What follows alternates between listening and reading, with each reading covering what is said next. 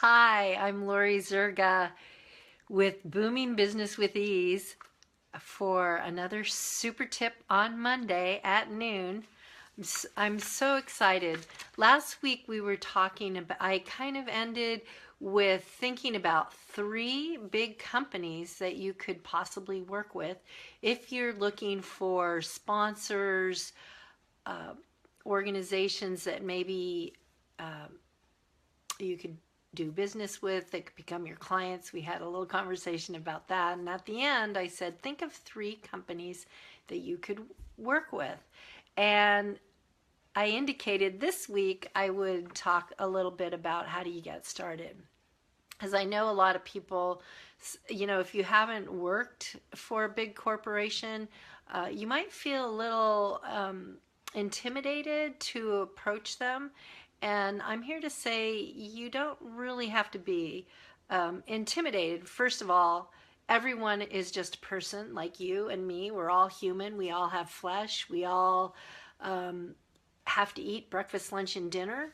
And so everyone is a human being, and we're all the same, much as we may have fear and doubt, something that's, you know, making that false for you, or even in our society. But everyone is a person. And so I think you can go ahead and each corporation, each business is run by people.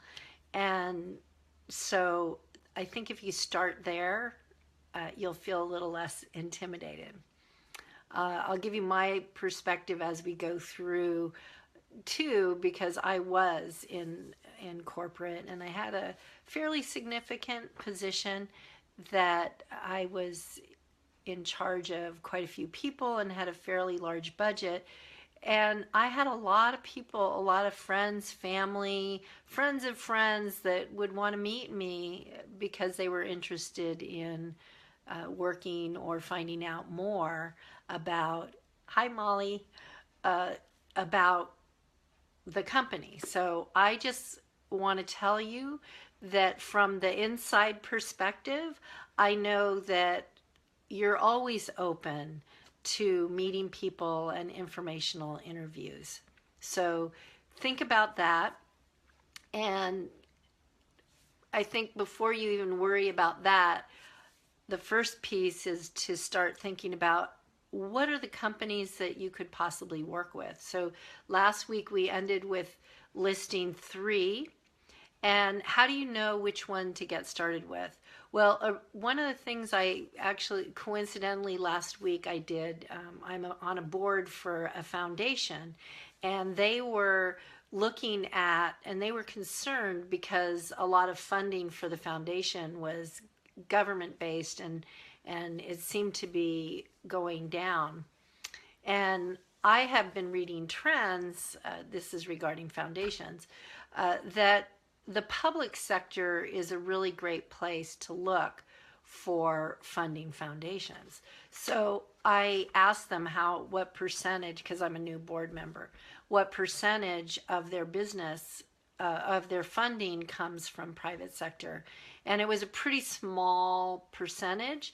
So while we were on the phone, I just was Googling and checking things out.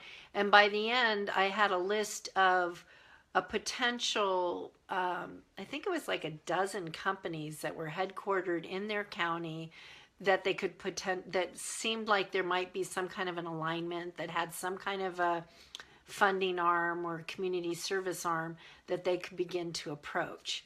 So you can do the same thing. I literally Googled big companies in Santa Cruz County, for example, or big companies in Sonoma County, or pick whatever, or the city or the town, and they literally pop up. And then you can start to do some research on the company. Another really good, so that's one place to kind of refine your list and look at what's possible for you and your business. Another really good way to do it is LinkedIn. And if you don't have a LinkedIn profile, every business owner should actually have a LinkedIn profile. And you should start making friends and connections on LinkedIn, because that's where corporations operate. So for example, before this call, I logged into my LinkedIn profile and I looked up Walmart, I looked up Whole Foods, I looked up Safeway.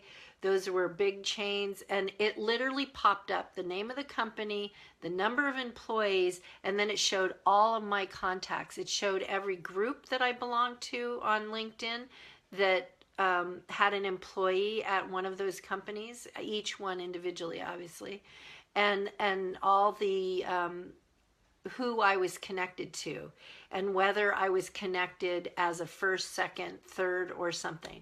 And so once you get that, you can start to look at, well, who do I know that could introduce me to that person? So if it's a first connection, obviously you must know them, so you can connect with them directly on LinkedIn. If it's a second level connection, you can look at who are you connected with at a first level that could introduce you.